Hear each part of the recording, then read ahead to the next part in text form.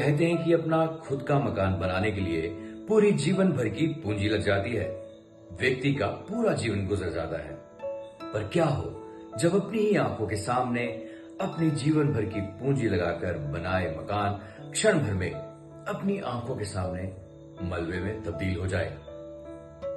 हिमाचल प्रदेश में आई आपदा के बीच अब तक करीब 10,000 करोड़ का नुकसान हो गया है, जिसमें 12,000 लोगों के घर क्षतिग्रस्त हो गए हैं और करीब 300 लोगों की मौत हो गई है।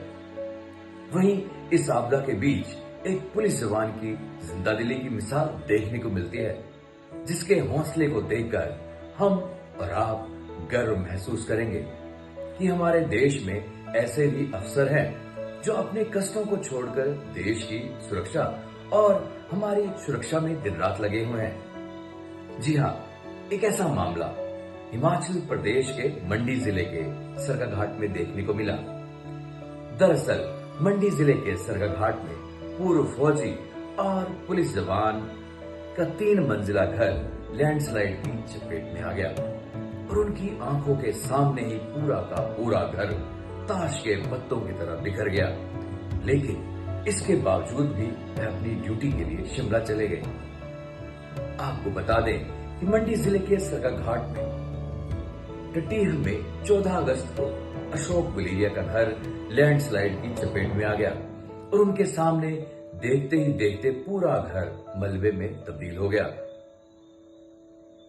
अशोक गुलेरिया बताते हैं कि वह 1 सप्ताह पहले ही छुट्टी पर घर आए थे और इस दौरान भारी बारिश के चलते उनकी आंखों के सामने जमीन धंसने लगी और फिर उनके 3 मंजिला घर वही मलबे के साथ बह गए।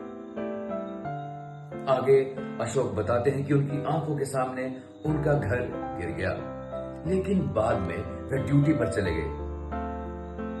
अशोक 17 साल से पुलिस विभाग में नौकरी कर रहे हैं। इससे पहले वह फौज में थे और रिटायर होने के बाद पुलिस ज्वाइन कर लिया था और 2 साल पहले उन्होंने यह अपना नया 3 मंजिला घर बनाया था, जो कि अब बारिश में बिखर गया है।